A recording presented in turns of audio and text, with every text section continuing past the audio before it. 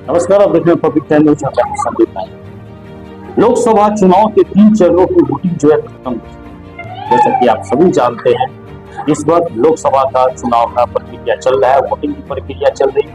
मंगलवार को 93 लोकसभा सीटों के लिए तीसरे चरण के मतदान में 64.5% वोटिंग हुई है और यह 2019 के लोकसभा चुनाव में हुए 66% वोटिंग से कुछ कम है।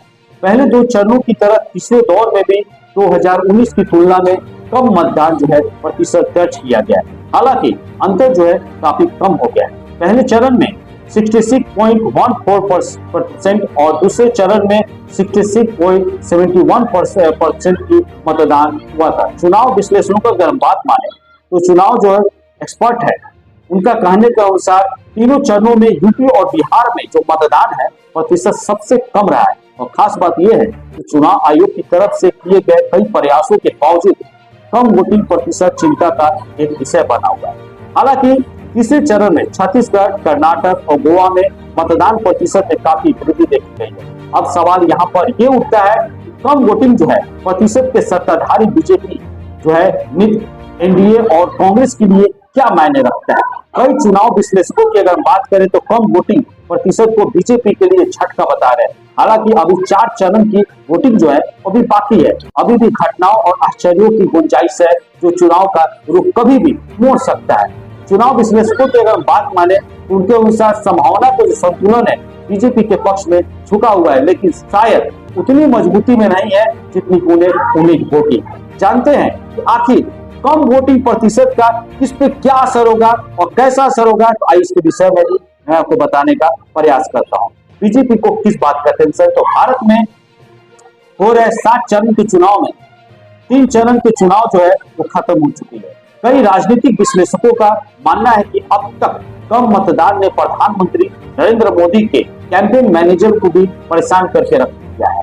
अब सवाल यहाँ पर यह उठता है कि बीजेपी जो है नित एनडीए 1 महीना पहले ही जनमत सर्वेक्षणों में भविष्यवाणी की गई थी कि भारी जीत हासिल कर सकते हैं और माना जा रहा है कि कम वोटिंग जो है आंशिक रूप से पार्टी कार्यकर्ताओं की उदासीनता को भी जिम्मेदार ठहराया गया है। पार्टी कार्यकर्ताओं को लग रहा है कि जीत जो है वो निश्चित है। तो दूसरी तरफ पीएम मोदी ने भी अपने प्रचार अभियान में हिंदू बहुमत पार्टी के समर्थन आधार को जगाने और उन्हें मतदान केंद्रों तक लाने के लिए रणनीति बनाने के लिए काफी प्रेरित किया है। बीजेपी के राष्ट्रीय प्रवक्ता गोपाल कृष्ण अग्रवाल की अगर बात माने तो उनके अनुसार वोटिंग जो प्रतिशत है उम्मीद से काफी कम रहा है, लेकिन अंतिम नतीजों पर इसका ज्यादा प्रभाव नहीं पड़ेगा। उन्होंने साफ तौर पे कहा है कि कई मतदाता जो है वो सुस्त हो गए क्योंकि वो पार्टी की जीत के बारे में आश्वस्त है और इस बदलाव का बीजेपी के मतदाताओं पर कुछ ज्यादा ही प्रतिकूल प्रभाव देखने को पड़ सकता है। आइए मैं आपको बताते चलूं कि कम हो सकती है एनडीए की रिपोर्ट।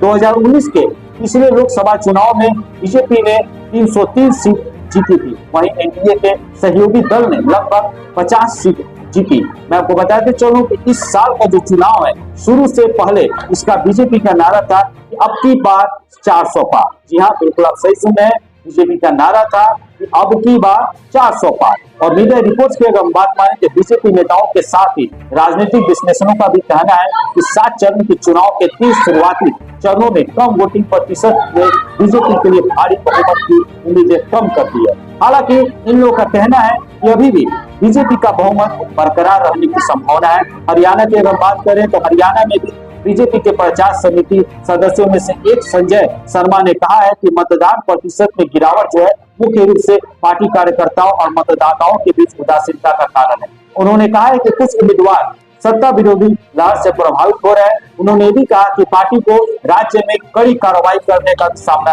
करना पड़ सकता है, कड़ी लड़ाई का भी सामना करना पड़ सकता है। बीजेपी ने हरियाणा में 2019 में सभी 10 सीटें जीती हुई थी। मैं आपको बताते चलूं कि मतदाताओं के लिहाज से अगर देखें तो कम जो है मतदाता प्रतिशत अच्छी खबर नहीं है। इससे यह स्पष्ट होता है कि लोकसभा चुनाव को लेकर वोटरों में बहुत ही उदासीनता देखने को मिल रहा है। अगर हम 2019 के लोकसभा चुनाव में अगर तुलना करें तो उदासीनता जो है साफ दिखाई देती है। कम मतदाता से किसे चुनावी फायदा होगा और किसको घाटा, वास्तव में इसका हिसाब किताब अभी करना बाकी है। कई मतदान जो है प्रतिशत गिरता है तो फिर भी सरकार जीत कर केंद्रों में वापसी करती है। कई बार मतदान जो है